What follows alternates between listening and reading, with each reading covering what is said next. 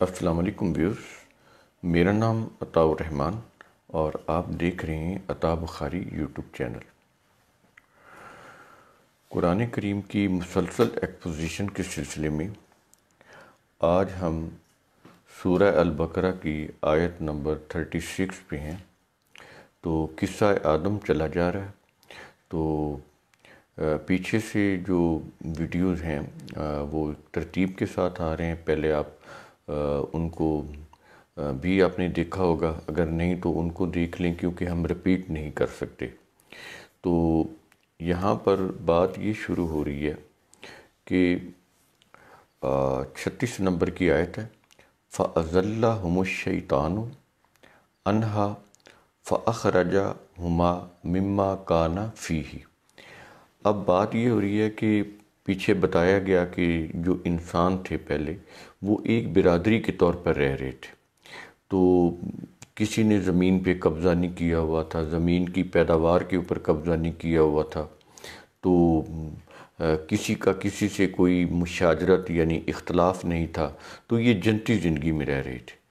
ہوا یہ کہ جس چیز سے اللہ نے منع کیا تھا کہ تم آپس میں اختلاف میں نہ پڑنا، لا تقربا هذه الشجرہ، کہ اختلاف کے قریب بھی نہ جانا، مشاجرت، اختلاف، لڑائی جھگڑا، وہ کیوں ہوتا ہے؟ میں نے بتایا تھا کہ جب انسان کے انفرادی مفاد، ذاتی مفاد، اس کے مبنی جو اس کے سرکش جذبات ہوتے ہیں، جو صرف اپنا مفاد سوچتے ہیں، جب وہ انسان اپنے اوپر غالب کر لیتا ہے تو پھر کیا ہوتا ہے؟ جھگڑا شروع ہو جاتا ہے، معاشرے میں لڑائی، فساد، یہ چیزیں شروع ہو جاتی ہیں۔ تو یہ ظلم کی یہاں سے ابتدا ہوتی ہے کہ جہاں جس مقام پہ انسان کو ہونا چاہیے، انسان اپنے اس مقام سے خود کو گرا لیتا ہے۔ یعنی بلند مقام ہے نا، جنتی معاشرے میں رہنا یہ ایک بلند مقام ہے، تو اس سے پھر انسان اپنے آپ کو گرا لیتا ہے اگر وہ مشاجرت کرتا ہے، یعنی اختلاف کرتا ہے، ذاتی مفاد کو ترجیح دیتا ہے۔ تو قرآن کریم ذاتی مفاد کو نہیں بلکہ عالمگیر مفاد کی بات کرتا ہے، چند قوموں یا چند افراد کی نہیں، تمام انسانوں کے فائدے کی بات کرتا ہے۔ انسانی عقل جو ہے وہ اپنا ذاتی فائدہ سوچتی ہے، تو اس لیے جب وہ چیز غالب آ جاتی ہے ذاتی مفاد، تو اس سے پھر کیا ہوتا ہے؟ فَأَزَلَّهُمُ الشَّيْطَانُ، یہ جو انسان کے جو شیطان کیا ہے؟ انسان کے سرکش جذبات، یہ پھر انسان کو ڈگمگا دیتے ہیں۔ فَأَزَلَّهُمُ الشَّيْطَانُ، یہ زلہ ہوتا ہے، اسی سے زلزلہ ہے، یعنی ہلچل پیدا کر دینا، تھر تھرا جانا، ڈگمگا جانا۔ تو یہ جو یہ شیطان کیا ہے؟ سرکش جذبات، جو صرف اپنا مفاد سوچتے ہیں۔ یہ سرکش جذبات جب انسان پر غالب آتے ہیں تو پھر وہ اس کو اس کے مقام سے ہلا دیتے ہیں، گرا دیتے ہیں۔ تو یہ ہے، تو جب وہ غالب آتے ہیں تو کیا ہوتا ہے؟ فَأَخْرَجَهُمَا، تو وہ جو جنتی زندگی ہے اس سے پھر وہ اس کا خروج ہو جاتا ہے، ایگزٹ ہو جاتے ہیں، انسان اپنے مقام سے گر جاتے ہیں، مقام بلند جو جنتی مقام ہے اس سے گر جاتے ہیں جس میں وہ پہلے رہتے رہے۔ تو یہاں تک تو ایک بات ہو گئی۔ آگے کیا کہا جا رہا ہے؟ وَقُلْ نَهْبِطُوا بَعْضَكُمْ لِبَعْضٍ۔ اب ڈیفینیٹلی جب انسان اپنے ذاتی مفاد کی وجہ سے اپنے ان کے حصول کے لیے سرکش جذبات جب اس کے اوپر غالب آ گیا، وہ لڑائی جھگڑے میں پڑ گیا، ایک کا مفاد دوسرے کا نقصان، دوسرے کا نقصان پہلے کا مفاد، جب یہ کیفیت معاشرے میں پیدا ہو گئی تو پھر کیا ہوا؟ وَقُلْ نَهْبِطُوا بَعْضُكُمْ لِبَعْضٍ عَدُوٌّ۔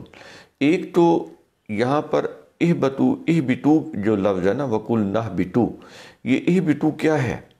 یہ اس کا ترجمہ کیا ہوا کہ اتر جاؤ، گر جاؤ، یعنی کوئی آسمان کے اوپر جنت تھی، یعنی ان کے خیال کے مطابق، تو اللہ تعالیٰ نے ان کو پھر کہا کہ چلو جاؤ تم نیچے اتر جاؤ، یعنی پہلے آسمانوں پہ رہ رہے تھے۔ یہ ترجمہ غلط ہے، یہ صحیح نہیں ہے، یہ مذہبی افسانے ہیں۔ اوپر تو ہوائی جہاز جب اڑتا ہے نا 40,000 فٹ کی بلندی پہ، -50 ڈگری سینٹی گریڈ ٹمپریچر ہوتا ہے، وہاں پر تو سروائیول ہی نہیں ہے۔ وہاں پر تو آکسیجن ہی نہیں ہے. ہوائی جہاز کے اندر مصنوعی طور پر آکسیجن مل رہی ہوتی ہے اور مصنوعی طور پر وہ ایئر کنڈیشننگ ہو رہی ہوتی ہے. تو وہاں کون سی جنت ہے؟ تو افسانے بنائے ہوئے ہیں.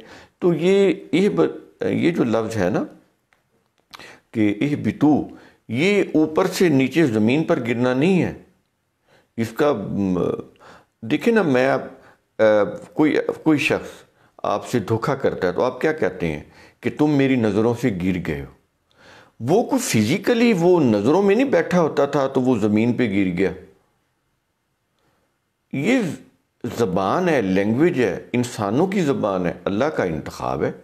اس کو ایسے ہی سمجھے نا جیسے ہم بولتے ہیں، جیسے انسان بولتے ہیں.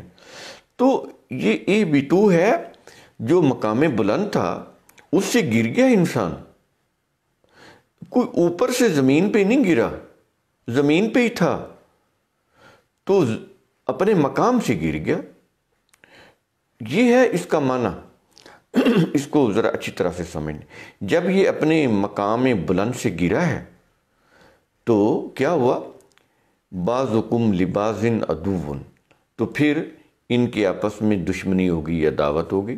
ڈیفینیٹلی جب اپنا اپنا مفاد ہے، ذاتی مفاد ہے، مفاد پرستی کے جذبات ہیں، سرکش ہو چکے ہیں، تو پھر تو دشمنی ہوگی، عداوت ہوگی، بغض پیدا ہوگا، یہ چیزیں ہوگی. مقام بلند سے گر کے جہنمی کیفیت میں آ گیا انسان. یہ قرآن سمجھانا چاہ رہا ہے.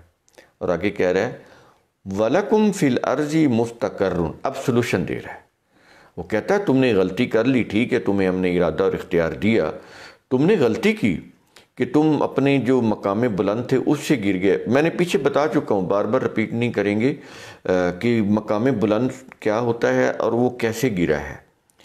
مفاد پرستی کی وجہ سے اور مشاجرت کی وجہ سے، لڑائی جھگڑے کی وجہ سے. جب وہ گرا ہے تو اب وہ کہہ رہا ہے کہ ٹھیک ہے، تم اب سلوشن کیا ہے کہ تمہیں ایسے چھوڑ دیا جائے کہ تم فار ایور تباہ ہو جاؤ؟ نہیں. وہ کہتا ہے کہ وَلَكُمْ فِي الْأَرْضِ مُسْتَقَرٌ. ٹھیک ہے، تم اس زمین میں رہو گے، یہ زمین تمہارے لیے ایک ٹھکانہ ہے، لیکن متاع الی حین، ایک مقررہ مدت تک کے لیے ہے یہ معاملہ. تو اس میں کیا ہوگا؟ یہ جو پیریڈ ہے اس کے اندر پھر تمہیں کرنا کیا چاہیے کہ تم واپس اپنی جنتی زندگی کو حاصل کر سکو، جو کھویا ہوا بلند مقام ہے اس کو حاصل کر سکو. پھر اگلی آیت میں اس کا سلوشن قرآن بتا رہا ہے. وہ کیا ہے؟ کہتا ہے فَتَلَقَّى آدَمُ مِن رَبِّهِ كَلِمَاتٍ فَتَابَ عَلَيْهِ. یہ کلمات اللہ کے کلمات قوانین ہوتے ہیں جو انسانوں کی بہتری کے لیے ہوتے ہیں. تو کیا ہوا؟ آدم سے مراد ایک آدمی نہیں، مین کائنڈ، ہیومن بینگز، تمام بنی نوع انسان.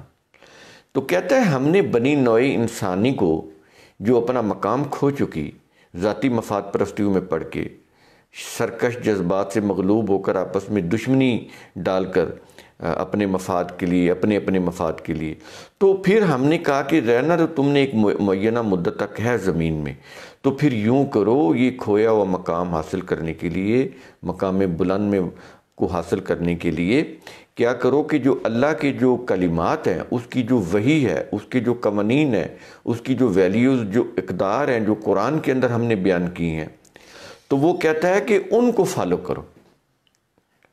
تو ہم نے وہ دے دیے ہیں اپنی وحی کے ذریعے سے، پیغمبر بھیج کر ان کے ذریعے سے ہم نے تمہیں اپنی کتاب کا علم دے دیا ہے کہ تم اس کی طرف رجوع کرو.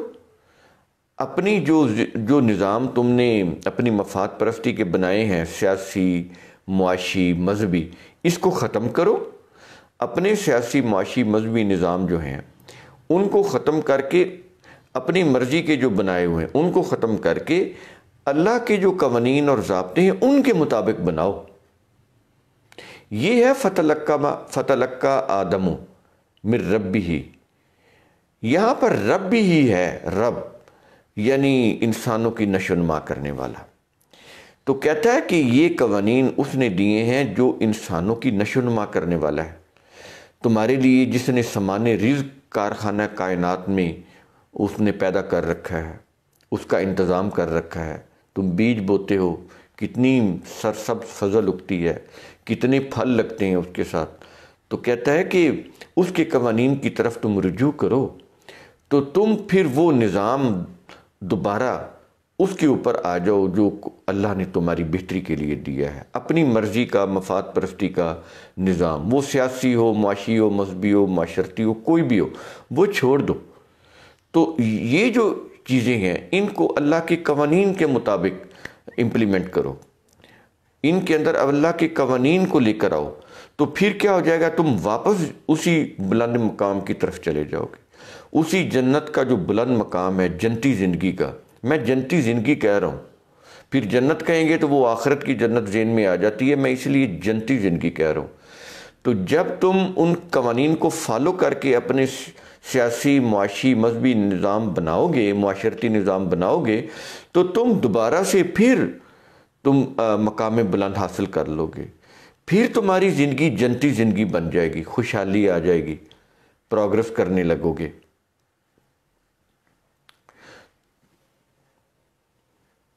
تو یہ چیز اس طرح، انہو هو التواب الرحیم.